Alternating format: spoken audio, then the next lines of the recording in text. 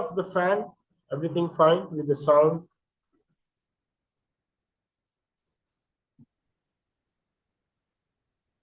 So we are live here? I think so, no? Yeah.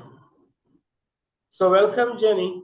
Again, you slowly, my idea about how we are moving into this new AI world with our education system and bringing our esoteric mind, mystical mind, how to impart with artificial intelligence. So your contribution here is like giving us an idea and a guidance that how we can handle children or how we can support children to grow, how a mother recognizes the extraordinariness in the child. Anybody who will notice first any extraordinariness in the child, it will be the mother first. The basic feedback, who I am, is coming from the mother. So if mother says, oh, you are an extraordinary child, the child takes this idea inside. For sure, for each mother, child is extraordinary. And also child reporting extrasensory perception, the way they are sensing the world. The famous story is, I was reporting Thomas Alva Edison. He was an absent-minded child. So in the school, they could not educate him. The principal wrote a letter, handed over to Thomas, and said, go and give it to your mother. It was written in the letter that we are unable to teach this child because he is fully absent-minded and not listening, but we are instructing it. So Thomas Alva asked the mother, what is written in the letter? So mother says, it's written in the letter that your child, you are so intelligent that no teachers can teach you. And you don't need so stupid teachers. I will teach you. Your mother will teach you. And he believed into that. And that idea came true in his life. So the children, if they are not ordinary, if they are not exhibiting ordinary behavior, either they are down or they are up the average. In that cases, yes, we need a special way of observation, a special way of communication with these children. So my here idea is, if you come across anything like this, when you are meeting above average or below average children, so they might be extra sensitive or any organ out of 5, eyesight, smelling, tasting, touching, speaking, one will be extraordinarily sharp or sensitive.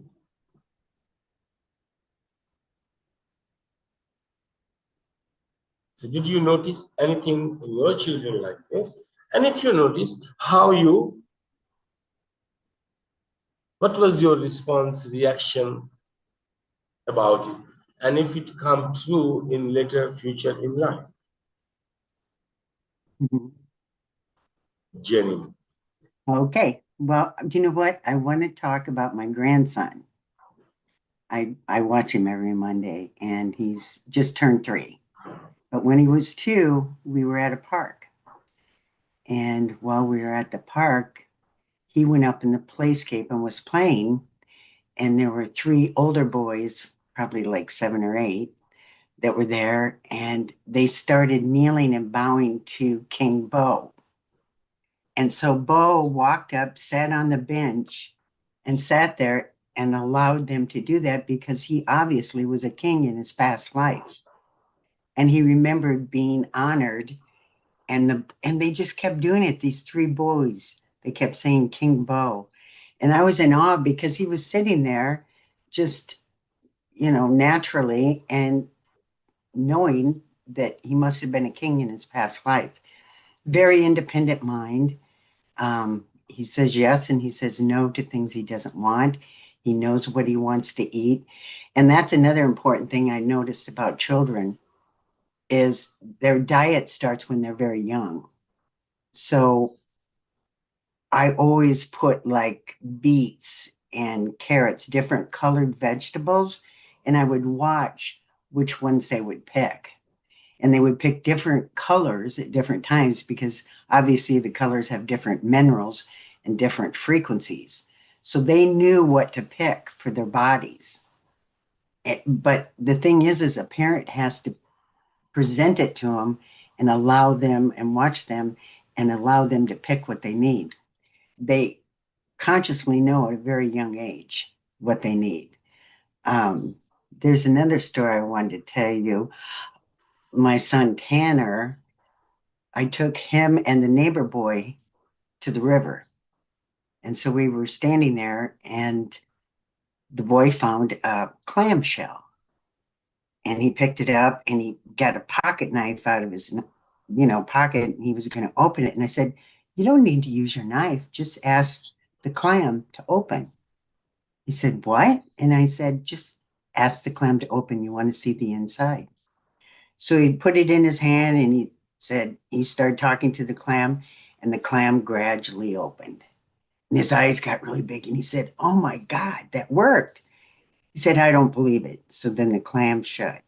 So he did it again and the clam opened. So it showed him that he's connected to that and he had an ability to connect to that. So, I mean, geez, there's just so many stories that I've experienced with children, and they're just so amazing when you give them permission to be who they are. Very nice. Okay.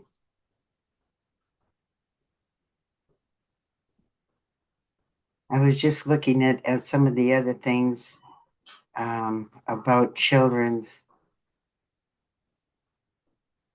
So through my life, I've been able to observe. I observe. And I think that's the most important thing a parent can do is observe the children because at a very young age, they can teach us if we don't try to control them.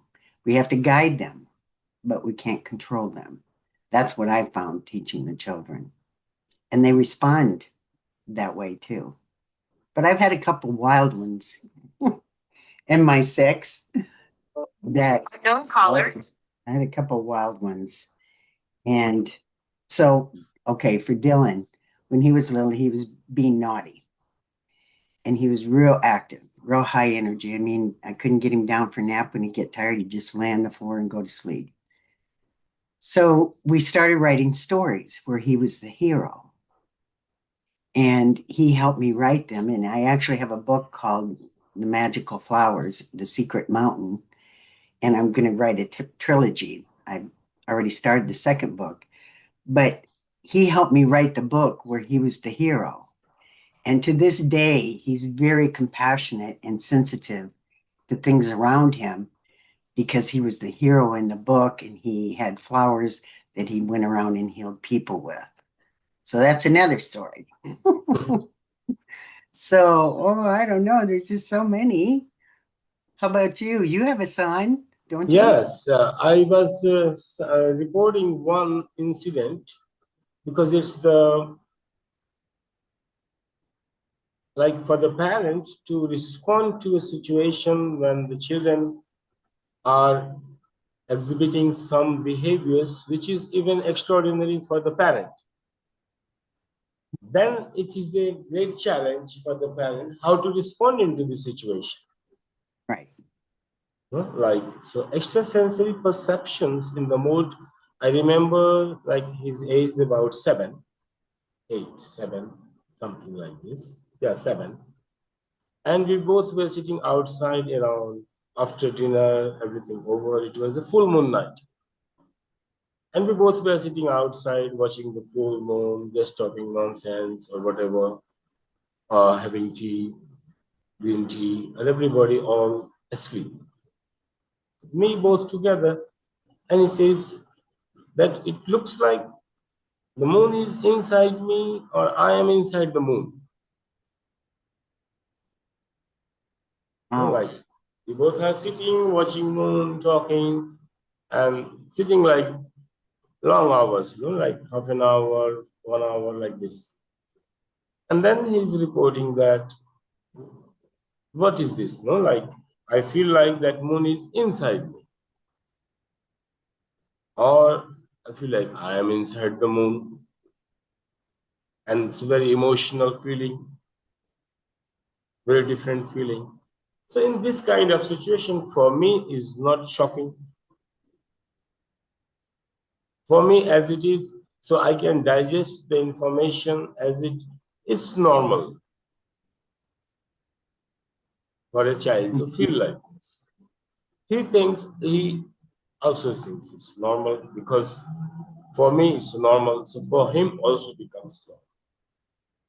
So in any kind of extrasensory perception, if child is exhibiting where even parents not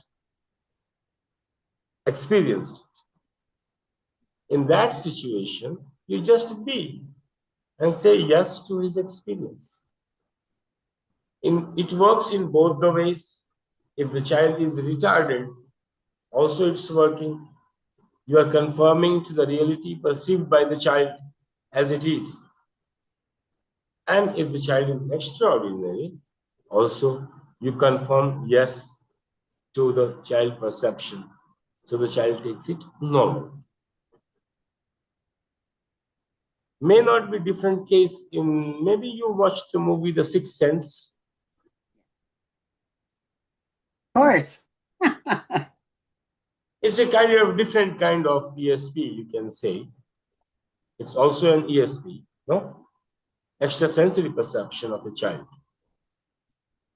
What do you like to say about it? If you meet a Well, case like this, how you will respond? well, I actually, when my daughter was in high school, Vanessa, I was working with moving lost souls, people that get caught interdimensionally. My yogi had showed me how to do that. So one day we were in the room and she goes, Mom, there's all kinds of people here. And I said, okay, well, let's tune in. So as we were moving these souls into the light interdimensionally, she said, do you see that little girl with the curly blonde hair and the beautiful dress? And I said, yes. So she was actually seeing it with me, the child that we moved on. And so my kids always said, our house is haunted because there was always so many spirits around that we would help. So that was one thing that was really predominant on them. And then my other daughter, I did past life regressions, and she came to my class, Celeste, and she had an experience where she went into a past life and she started hyperventilating in my class. And she got up and she said, Mom, I can't do this. And I said, it's not a bad thing. You know, I put protection around here. You can go in and you can open yourself up. But now she's more the analytical, intellectual type right now, but she still has those abilities. But I'm telling you this because I could see this in my children, but also because of the fact I did what I do, it gave them permission to open up at a greater place, I think. So that's one story. I don't know. There's so many. They taught me a lot. They really did. No, I'm just saying that and if both are matching, like the child is showing, exhibiting behaviors which are faster, earlier maturity, like neurons developing fast. Child starts to walk 9-month-old instead Mm-hmm. of taking 1 year to walk. And at the same time, child also recording the extrasensory informations and experiences in the world, how the child is observing. Usually, we try to give child education how we are observing and understanding the world. Mm-hmm. So that's what Mm-hmm. you put it out very rightly, that if we are aware, we notice early that they started educating us. Oh, yes. Rather than we think that, yeah, we got a chance to educate them, if we are aware, then we should also be aware how they are perceiving the world. In that way, we will have very less reactive children.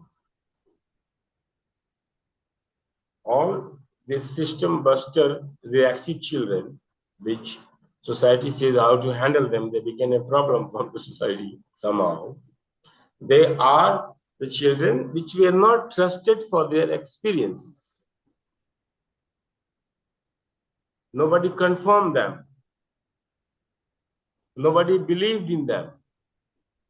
And nobody gave them a belief, what they want to believe. Then they become reactive. And they start to prove, no, you are wrong. So their only motive becomes how to prove the adult that you are wrong and we are right. But the seed is implanted by the parents.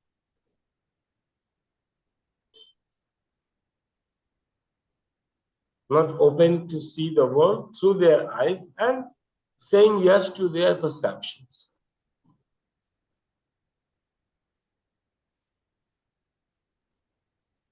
This is also one of the crucial point, because society is always uplifted by extraordinary children. Somehow, this way or that way.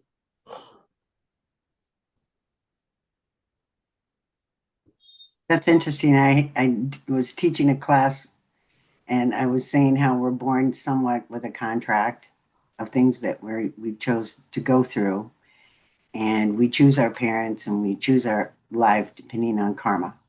And this woman in my class said, well, you can't tell me that the special ed children chose to be like that. And I looked at her and I said, well, I look at them like they're angels and they came here to teach us compassion. So they teach us compassion and about judgment. So that's just something I wanted to throw in there when you were saying that. Actually, we are teaching children how to be open to be learning. It's through us they will learn, no? How to learn. That if you are learning something or following them, they will immediately notice.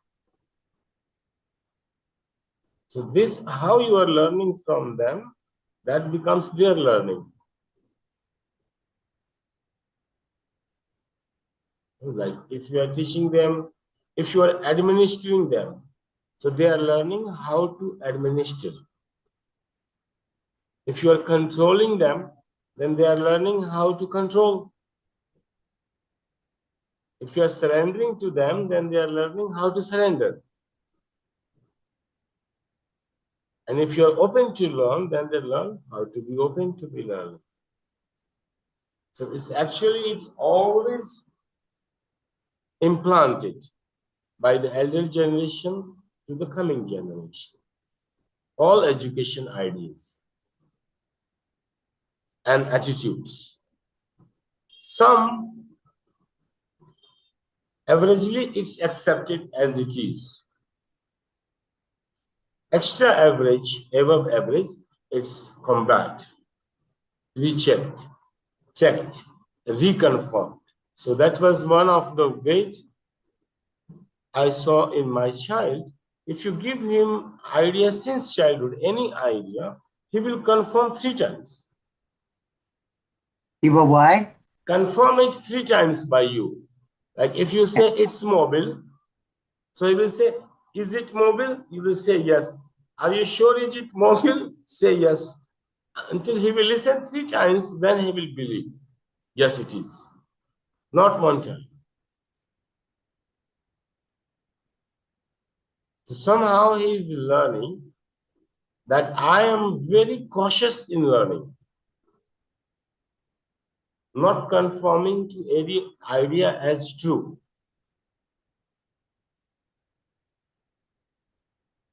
And he is picking up in his own way, confirming, reconfirming, again reconfirming, and then believing.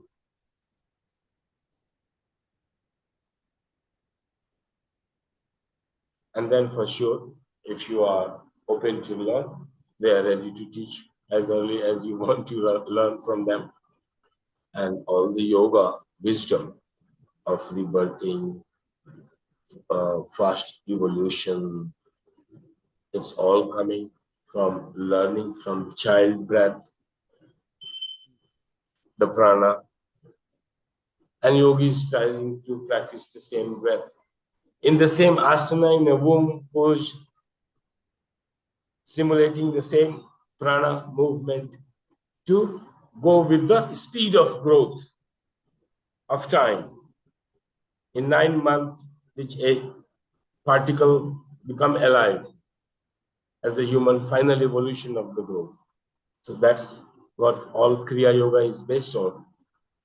That sadhak doing sadhana in half an hour and having the growth of the mind in millions of years. And crux of this whole Kriya Yoga is to simulate the same pranic rhythm as the child was in the womb.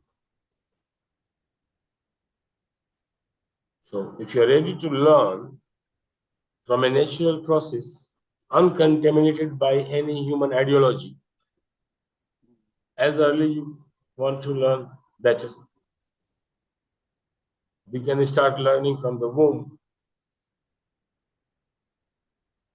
and until the birth, and after even the birth, the movement, the growth of the spine, the curve of breathing in and out, fully healing. If someone can breathe like them, spine relaxed, maximum length of breath, no disease, body cannot hold any disease, it's all letting go and inviting healing and health.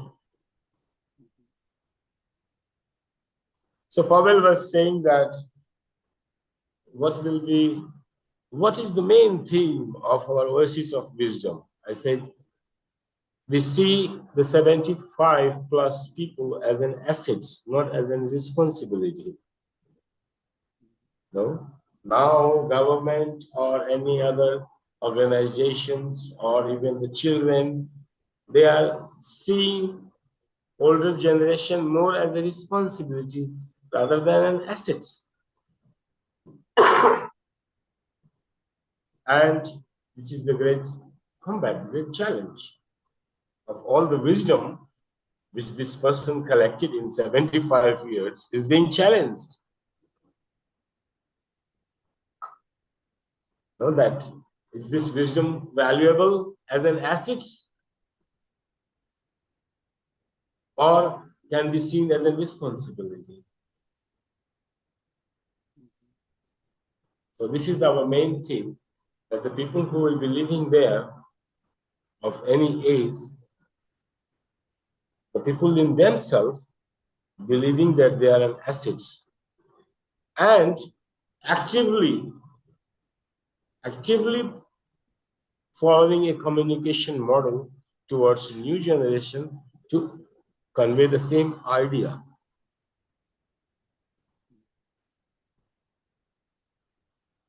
that our elders are assets, not our responsibility. So they don't feel like being burdened.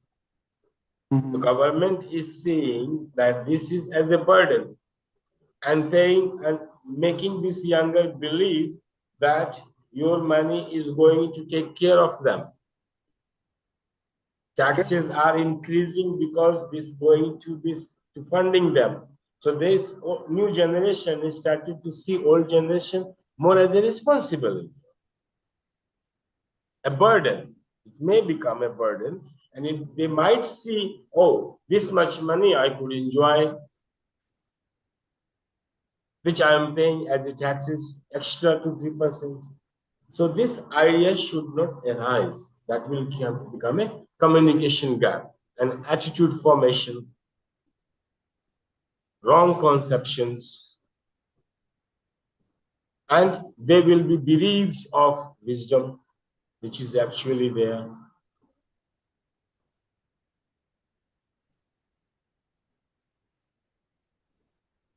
So this is our one main thing. We will be doing it practical. Here we are discussing about it, seeing it practically, but online. How to extract the wisdom and create a robot which will assist you understanding their new languages, new style, new patterns of talking, and translating your wisdom into their languages so they can recognize. That is our effort of pulse of wisdom.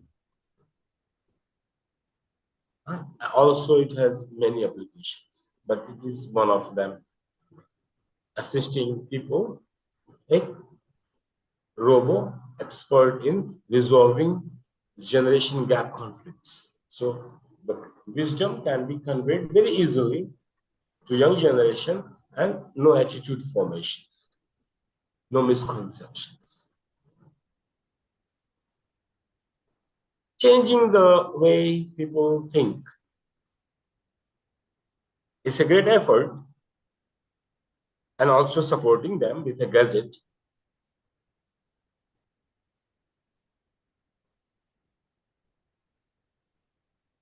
Yes, Pavel? Right? Yes, I believe that. I also want to ask you about the idea of reincarnation, how it affects Ah, the old generations, or how it can be used uh, in different situation.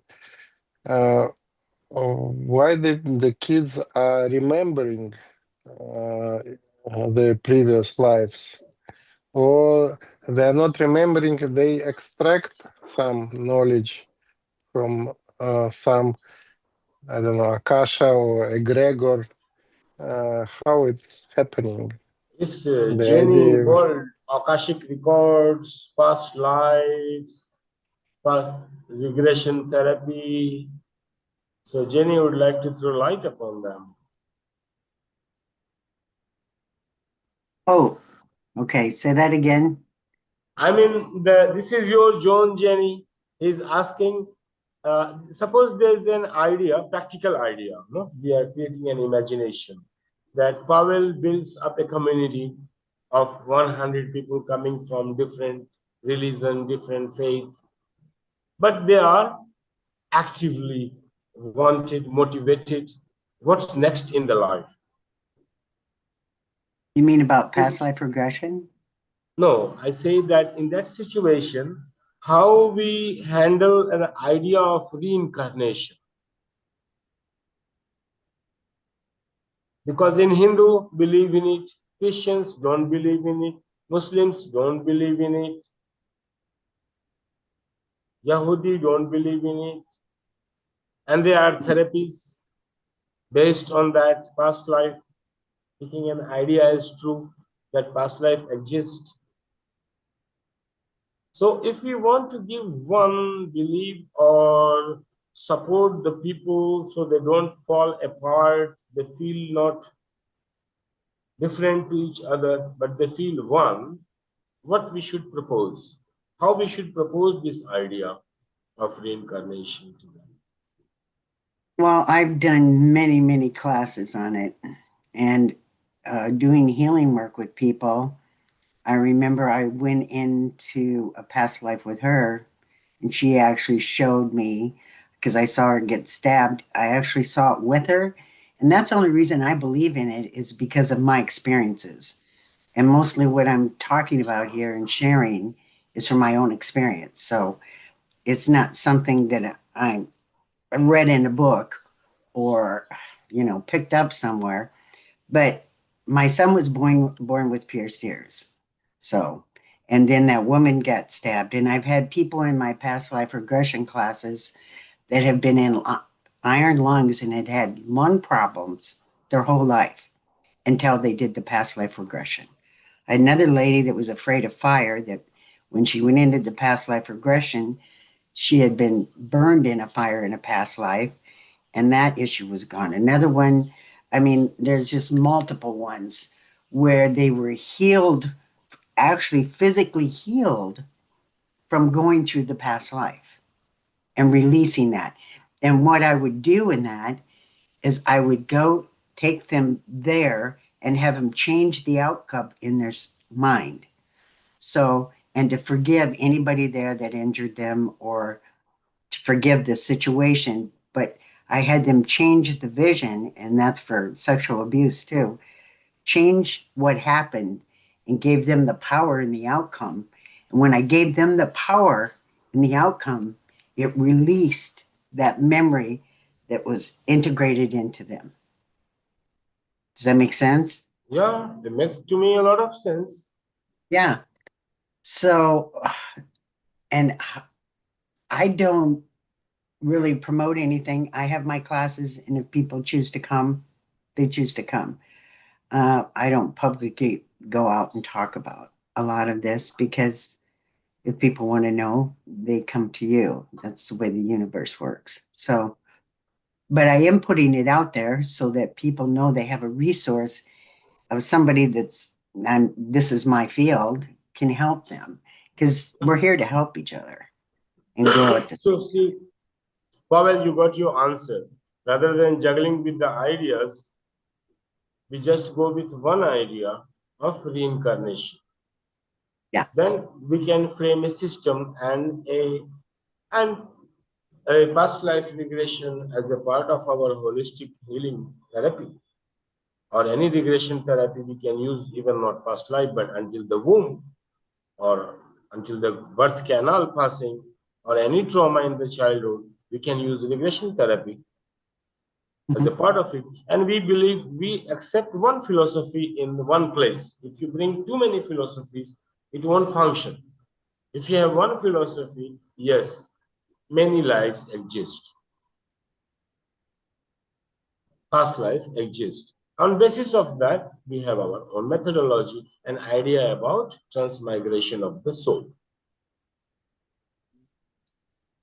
Yes, and I want to ask Jenny, did you did a future life session or experience? Future life projections. We do future life projections in timeline. I use it in NLP, alchemy.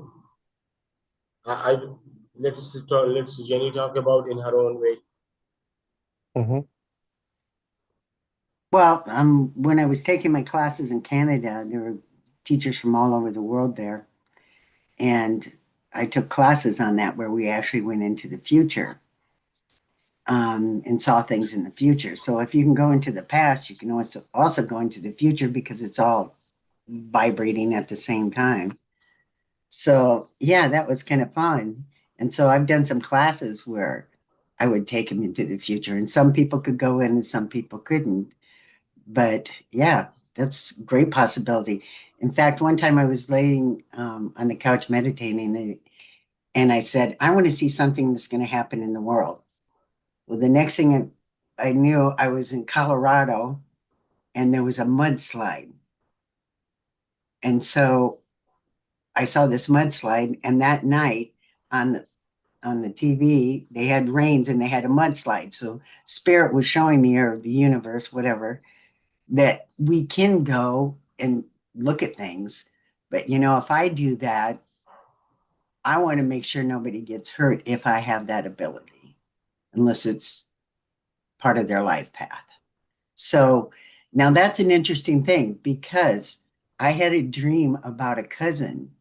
And in my dream, I walked in my mother's house and everybody was crying. And I said, "What's going on?" And they said, "Gwen has been killed in a car accident." And in the dream, I stopped the dream and I visualized her in the dream and I put a white light of protection around her. So a week later, she got in a car accident and missed a pole by an inch and survived. So did I have an effect? But the thing is, when it came to me in a dream, it was divine. I was connected and I knew that I could protect her. So that's kind of something to think about too. Very nice. I have one more question. Do you think that everybody is reincarnate, or there is some limits or some exceptions, or is it the subject of belief or not belief? I've never thought about that. Shri, what do you think about that? We will see the theoretically in Indian mysticism, whether you are a god or you are a beast or you are any kind of, if you are breathing, if you are in a body which breathes, which needs breathing, it's the same process for everyone to enter in the body. So are you saying that everyone is, Shri? So, no, the process, even the God will reincarnate or incarnate, the God will also follow the same process and the same law. You also following the same process and the same law. So any jiva, any living organism will come to the same process, passing through the birth canal, being reproduced inside the womb of another jiva and coming out of it. Like same, like amoeba, blasting, creating new one, is the same process, coming new one. The process remains the same, whether it is one cellular or multicellular, does not matter. Yes, body is changing. So different kind of soul needs different kind of house facility. This is our house. Like I am living here comfortably over the ground without any bed. For some person, it might not be comfortable. So the person needs different house. He cannot live in this house. Same like different kind of soul needs different kinds of bodies. Some angry bodies, some soft bodies, some strong bodies, and according to that. So soul is in coming in and out. From any house it's going in, from that house going out. Entering into another house, coming out of that house. So soul is altogether different entity, but to function, it needs different kind of bodies. So if a soul like evolved in a way that it died as a good dog and elevated, become human.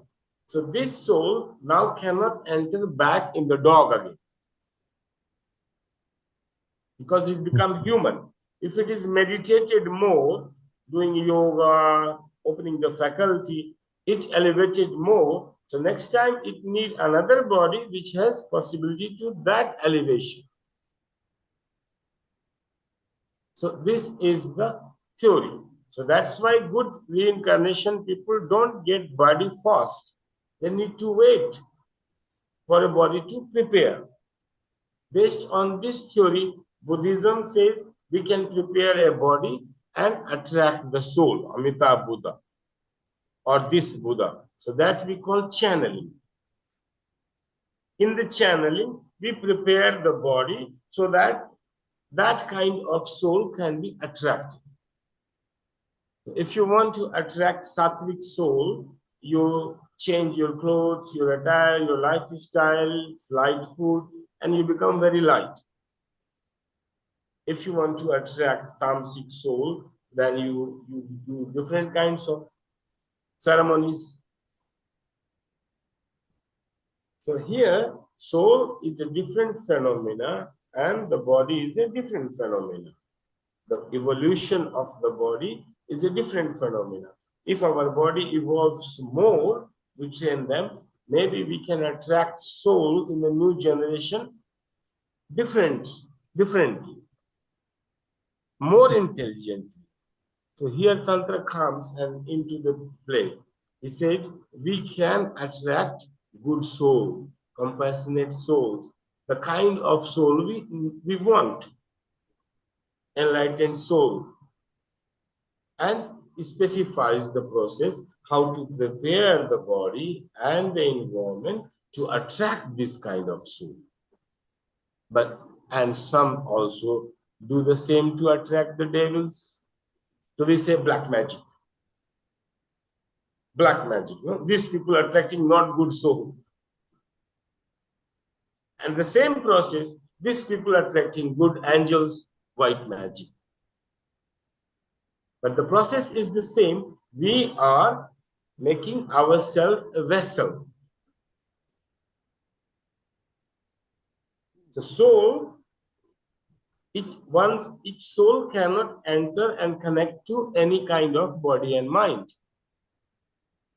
It needs changes. So we have purification process. We have salvation process to attract Jesus, to attract angels, to attract saints.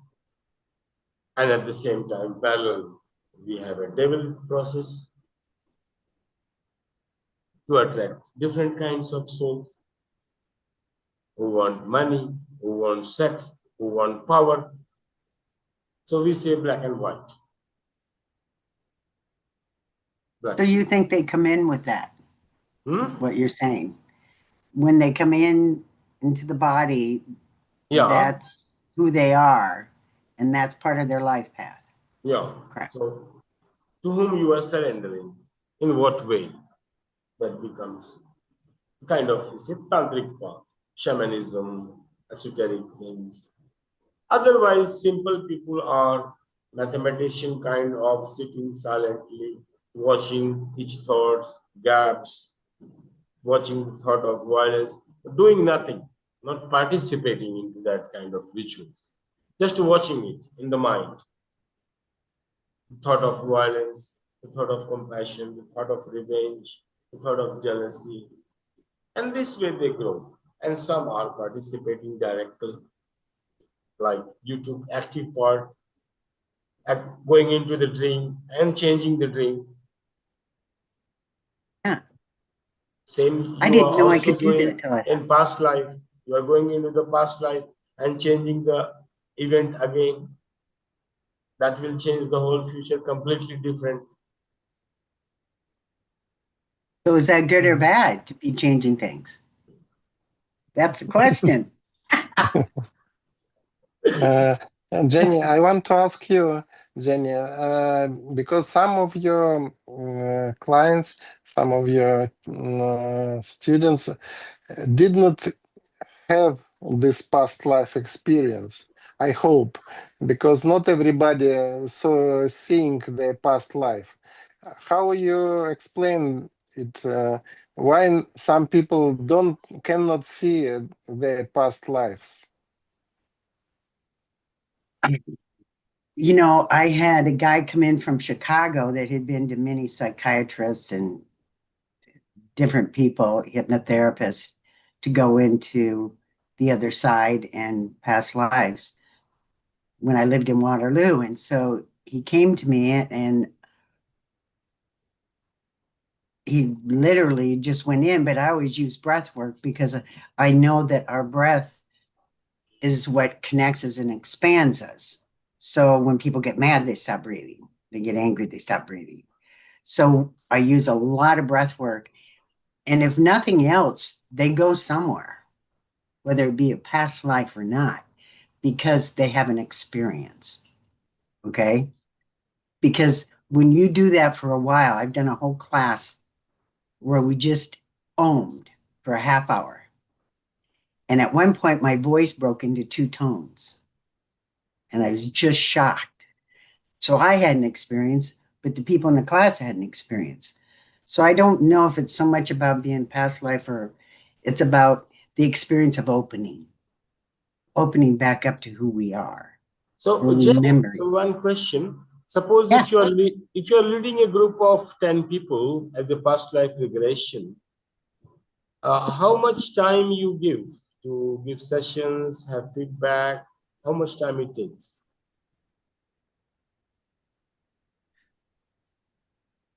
Well, usually I would do probably 10, 15 minutes of breath work first Okay. to actually expand their energy and calm them because it's a new experience and they have it. Some people have anxiety. Usually I can do a past life regression in an hour. I can And take them how into you think maybe how much time it should be repeated that all the 10 people go through the past life? Like they can go in one session, two session, 3, 5, 10. um uh, rarely I have people come back for another one. Usually they'll have some experience of some kind. Some people go into past life. Some people see colors. I mean, I don't have an expectation of where they go. I just take them out there. I have a process that I use, and then whatever experience I have is what's meant to be, because not everybody's as open as everyone else. And when I teach auras, how to see auras, some people can see multiple auras. Then other people can just see a gold line around the first start of seeing auras. So I don't have an expectation, but what I'm giving them is an opportunity to expand their consciousness, reconnect with their higher self. At least that's how it works out. And this all things comes to the same point we started. If you want to communicate all this knowledge to a child, what do you think how we can communicate this knowledge? I think kids are really gifted. I went to do some counseling work with a man, and his son was there, and his energy was really bad. I mean, he was very angry, and so his son was in the other room, and his dad walked up to put his arm around him, and the son kind of moved away. So to shift the energy, I looked at the son and I said, "Hey, what color is coming off of me?" And he said, "Oh, you have a bright green." And so his son could see auras. And I mean, he was only like 4 or 5, but he also could feel his dad's energy and he backed away. So I don't know if that answers your question, but that's just what popped in to tell you. Yeah, good. I'm listening that if you notice any ASP in children, promote it playfully. Yeah. And if you are not, if they are reporting an experience which is beyond your limit and you have not experienced it, then just say yes, conform to it, and make the child believe that yes, I believe in you. Oh, yes. And I said, "You're right. You're right." I also think that maybe we need to create some fairy tales about this kind of past life experience or seeing the aura, or because this kind of tales will help kids to pay more attention to this Yeah, kind of. at least And in the childhood, they start to believe the stories are true. yes, They don't and think that the this stories are stories, but then stories are true phenomena. another thing I try to do with my daughter is to discuss the dreams. In the morning, she wake up, and I always try to ask her what is your dreaming? How are you dreaming? What did you saw? What is something? Because in that case, kids will also try to pay attention for this another dimension things. And another thing is about this aura or some hidden criteria of other people. So we sit and we look at some strangers. And sometimes I ask, what do you see? What do you think about this person? What do you think about this or that situation? And it also gives kids the way to play or to express their vision. I mean, because they see a lot, but if they are not expressed in words or in some action, it's. And I have a funny story with my daughter. She was 3 years old, and we have a babysitter. Babysitter is a lady 60 plus. And my 3 years old daughter asked her, uh, okay, Nani, do you have a boyfriend? And Nani said, no, I don't have. Okay, Nani, you should have a boyfriend. And she asked, how? Okay, you walk on the street, see the nice, okay, old boy. And when you walk near, just misstep and fall down to him. And when he catch you, you kiss him. So this is Ah! the and this is the how she I and at that time I realized that she has a very old woman soul. I mean, so there are women, kids with old souls. And another thing, this all soul generations, I realized that, okay, when I see the people with a lot of tattoo on their skin, I realize that it's a young soul. I mean, they are not comfortable in human body, and they want to put some pictures on it. It's like they don't know what to do it. People with old souls, they are never have a tattoo because they're so comfortable in their body. So for them, it's nonsense to hit yourself with needles or put some ink inside of skin. And so this is Great analogy. yeah. I You never see, thought of that. That makes everyone sense. has its own way of perception, no? Mhm. Own way of perception, creating the world, understanding things. And deep understandings are based on personal perceptions, which has been confirmed to you by your own experiences. Finally, you believe on them only. Then, after you believe on anything else about books, about this, about Guru and God later. But you depend on your own perception, which your senses has been confirming to that. All wisdom comes later. Hmm. That's And funny. also then, and also very important, yes, the belief in some kind of God, because it's God is a source of energy, and now the modern kids, they're not so religious, they're not so spiritual, but to teach them how to see the God behind any person or behind any situation, I think it's important. Look, one way of God which Jenny will never like, transcendental God in our yoga system. We can make any point to be an infinite source of energy, knowledge, wisdom, everything, anything to be choose.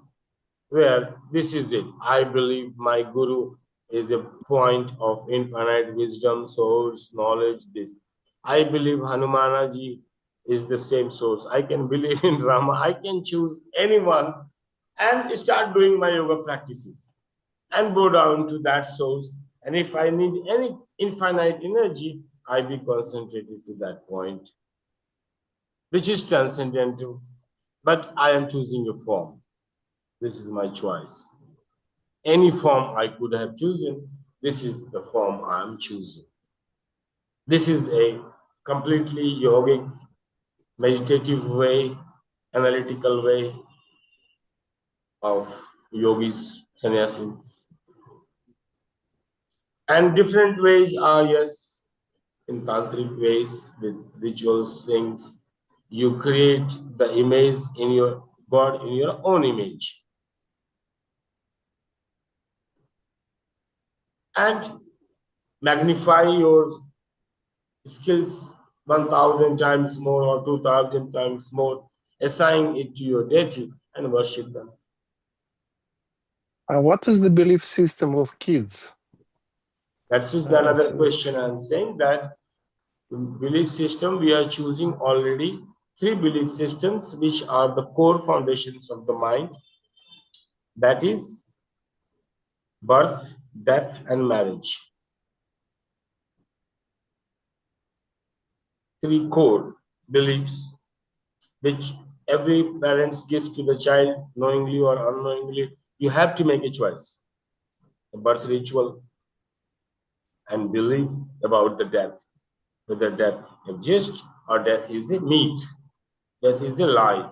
Life continues and we keep on coming back to the same planet, so take care of it.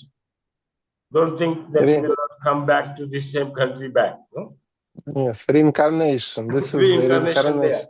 So if you're dying, don't think that after 1 or 2 or 10 years, you will not be back in the same colony or same country or somewhere. So take care of this planet because they will be back to it. So this is one way of, if you believe like this, you can teach like this. If you believe no only once, you say, now do and finish all the karma, don't do anything wrong. Otherwise, you will go into the hell. So you have to punish them into hell to behave properly. Here it's operant conditioning, not classical, operant conditioning. No, in a way that you are coming back. So it's rewarding to not to contaminate this planet, not to throw violence, because you will become the victim next time of the same laws and same people and same teachings. So here people remain conscious this way. We are choosing this way, optimum conditionings way. And that's much better way. I always told my children when they'd be fighting, I said, now, if you don't work this out in this lifetime, you have to come back and be together in the next one. Same like you are going out from the house in the morning. Now, it doesn't matter what happens to the house if you will never return back to that. And if you know that you will come back, so you will not create a mess around the house because you have to again clean the mess. The same idea works. And this idea, I think, is better idea.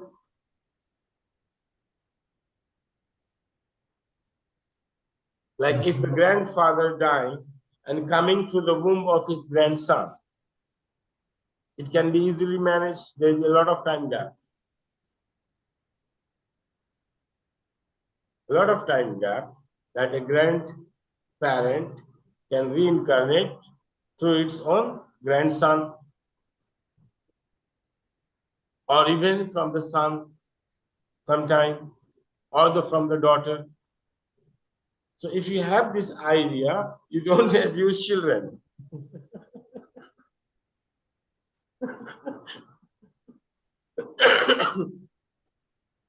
You don't teach something wrong. So this idea is very good. Indians are very smart, I tell you. That's a whole session there.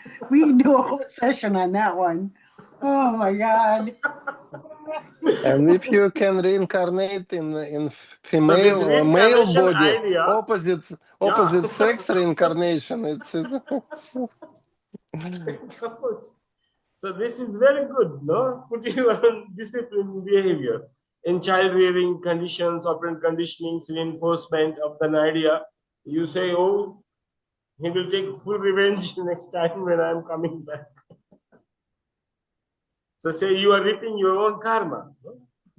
Yep. That's why India says you are reaping your own karma. Makes them think, you know.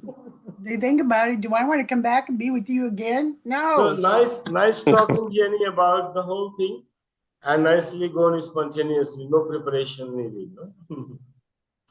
So next topic, and Pavel is very good coming in his own way, which I forget, but he always coming in his own way and fixing up the doubts of the people.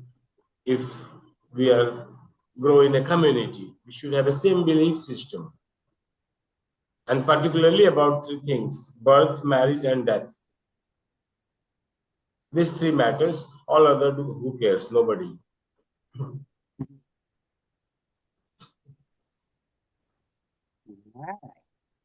So see you next Wednesday, and we will announce what's coming to the next. Wonderful.